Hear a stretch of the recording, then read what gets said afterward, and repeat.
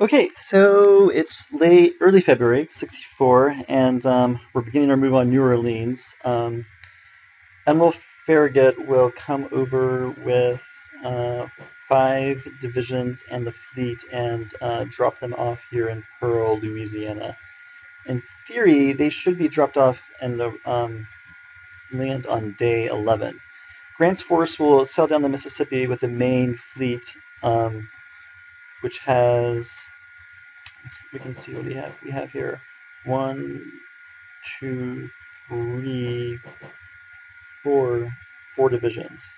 He won't arrive this turn, but next turn he'll be able to get dropped off. Following Grant is a smaller fleet with DuPont and a cavalry division. I don't know exactly. They may follow Grant down farther south. They may not. They may come up here and get dropped off in Yazoo to cut off the rail, depending on what happens. The reason this one is slower is because flatboats do not move as fast as riverine units. So that's good to know. Otherwise, we're pretty much holding up here.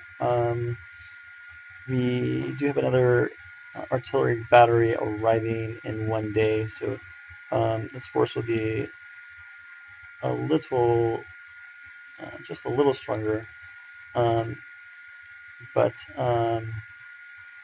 Yeah, basically there are some pretty significant forces here with Forney and Lee.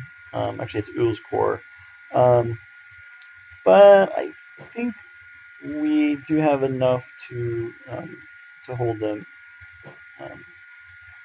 here. Actually, let me do that.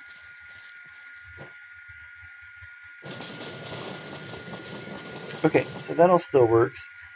We're still holding kind of tight in Tennessee with our strongest force facing over here in the east.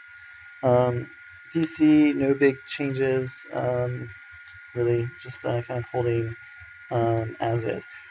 Down in Mississippi, we're going to try to, we're going to try to, as you can see, destroy railroads here, destroy the depot here, destroy a railroad there, and destroy the railroad here as well.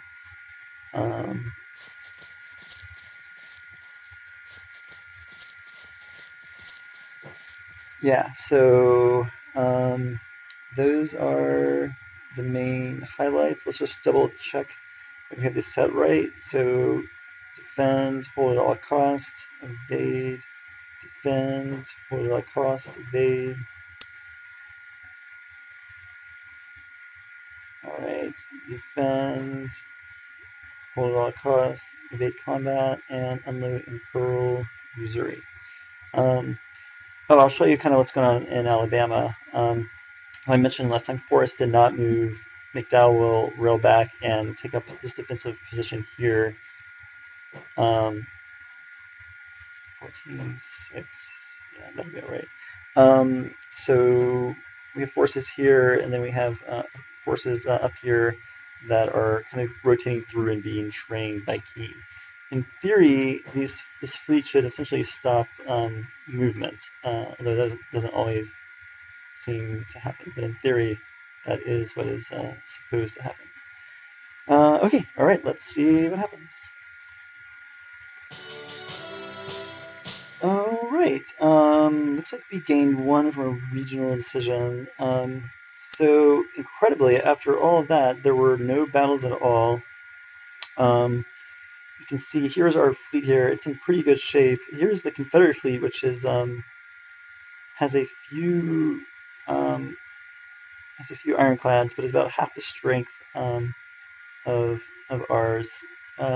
New Orleans has 1, looks like about a division, so not a huge force. Here is Grant. The men look in pretty good shape. Kind of scroll over, you can see we definitely did take some cohesion hits, but the structure, the ironclads themselves are very much intact. here is our other force, and they, as you can see, a couple ironclads did take some hits as they were sailing down. A couple things happened. One is Stuart showed up here, but there was actually no battle. And here's Forrest just to the north. Of course, Meade is in a pretty strong position. Pretty strong position down here. And of course, looks like they're moving forces down this way, so we may roll back and take up position in level 7 entrenchments in Pensacola. And up here, looks like General Ewell got even more forces in, and now has power of wow, almost 4,000. So definitely a very strong force. So that means we probably need to get another division over here.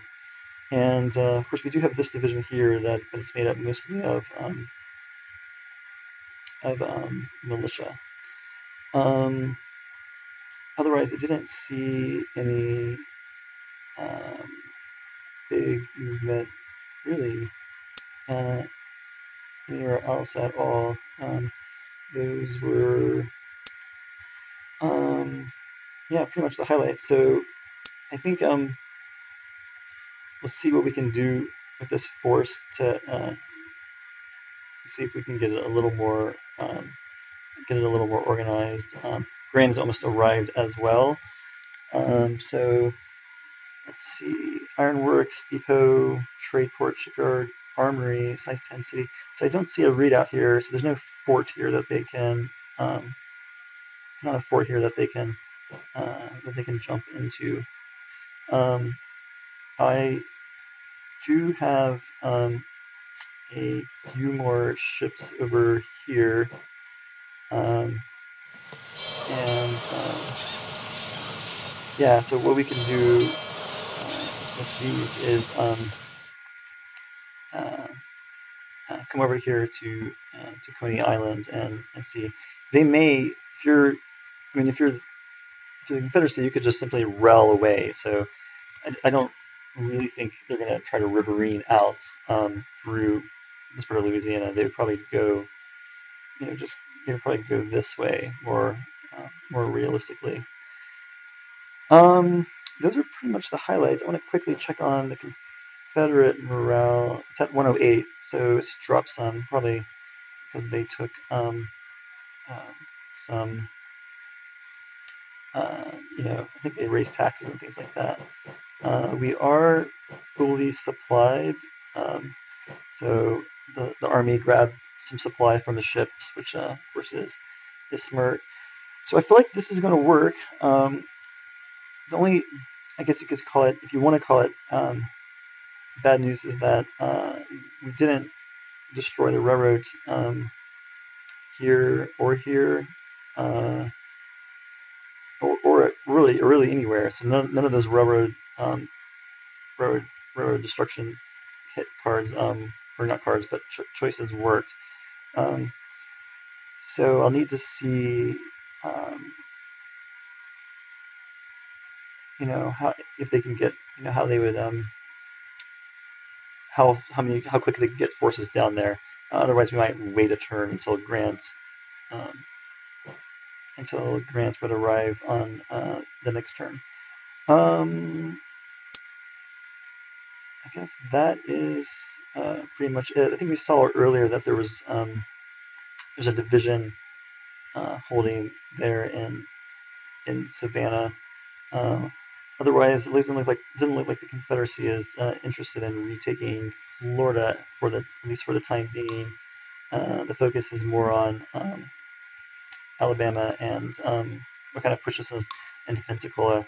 Okay, so here's one rail destruction that that worked going east. And yeah, I guess that's about it. All right, see you next time.